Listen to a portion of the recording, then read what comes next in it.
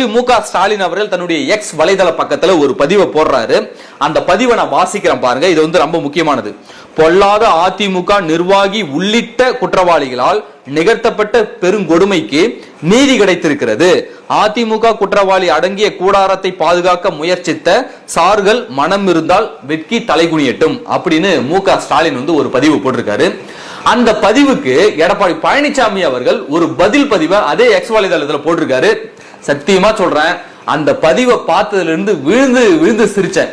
உண்மையை சொல்லணும்னாக்க இந்த திமுக கொத்தடிமை கூட்டமும் மு.க. ஸ்டாலின் அவர்களுக்கும் வெக்கம், மானம், சூடு, சொரணை ஏதாவது இருந்தாக்க எடப்பாடி பழனிசாமி கேட்ட கேள்விக்கெல்லாம் அப்பவே நாண்டுகிட்டு தொங்கி இருக்கணும்.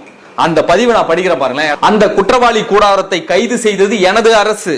உங்களை போல திமுக அனுதாபி என்பதால் காப்பாற்ற துடிக்கவில்லை. நடுநிலையோடு சிபிஐ விசாரணைக்கு உத்தரவிட்டேன். அதற்கான நீதியே இன்று கிடைத்துள்ளது. எப்படி எடப்பாடி பழனிசாமி சிபிஐ விசாரணைக்கு உத்தரவிட்டார்ல, அதற்கான நீதி தான் நீ கிடைச்சிருக்கு. வழக்கம் போல உங்கள் ஸ்டிக்கரை தூக்கி கொண்டு வராதீர்கள். இதை விட யாராவது பங்கம் பண்ண முடியுமா? இதை விட சொல்லுங்க பாப்போம். வழக்கம் போல உங்களுடைய ஸ்டிக்கரை தூக்கி கொண்டு வராதீர்கள். யார் வெட்கி தலைகுனிய வேண்டும்? எடப்பாடி பழனிசாமி கேட்கிறாரு மு.க. ஸ்டாலினை பார்த்து, யாரு வெட்கி தலைகுனிய வேண்டும்?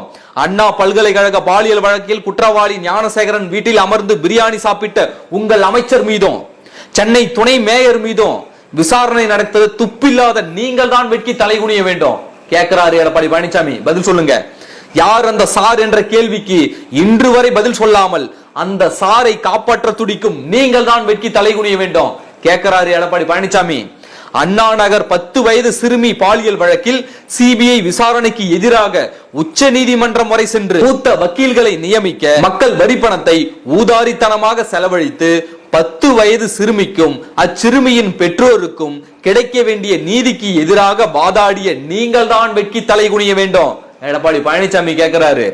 நீட் ரகசியம் என்று நீங்களும் உங்கள் மகனும் மாணவர்களை ஏமாற்றிய போதே உங்களுக்கு வெக்கம் மானம் எல்லாம் இல்லை என்பது தெரிந்துவிட்டது.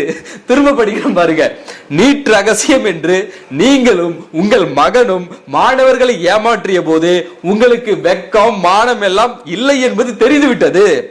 இருப்பினும் கொஞ்சமாவது மனசாட்சி இருந்தால் உங்கள் ஆட்சியில் பெண்கள் வெளியிலேயே வர முடியாத அவல நிலை இருப்பதையும் நாள்தோறும் பதியப்படும் போஸ்கோ வழக்குகளையும் பார்த்து கொஞ்சமாவது வெட்கி தலைகுனியுங்கள் மு.க. ஸ்டாலின் அவர்களேன்னு எடப்பாடி பழனிசாமி ஒரு பதிலடியை கொடுத்திருக்கிறாரு. இப்ப சொல்லுங்க, இப்படி ஒரு பதிலடியை கொடுத்ததுக்கு பிறகு நீங்க எல்லாம் உயிரோட நடமாடுறீங்கனாக்க அதெல்லாம் எவ்வளவு பெரிய அசிங்கம். உண்மையாகவே உங்களுக்கு வெக்கம், மானம், சூடு, சொரணை இருந்தாக்க எடப்பாடி பழனிசாமி கேட்ட இந்த கேள்விக்கு நீங்க நாண்டுகிட்டு தொங்கி இருக்கணும். அப்போ சம்பவம் செஞ்சு விட்டுருக்கிறாரு. இன்னைக்கு திமுக மொத்த கூடாரமும் இந்த ஒரே ஒரு பதிவால, இந்த ஒத்த ட்வீட்டால ஆடி போய் இருக்குது. எதுக்குடா நாம வாண்டடா போய் வம்பு இழுத்தோம், சும்மா இருந்திருக்கலாமே, போய் வாண்டடா வாயை கொடுத்து புண்ணாக்கிக்கிறாங்கன்னு அது இந்த கதை தான். அப்ப எடப்பாடி பழனிசாமி கேட்ட கேள்விகள் நியாயமான கேள்விகளா இல்லையா? இன்னொரு குறிப்பு விஷயத்தையும் சொல்லிடுறேன்.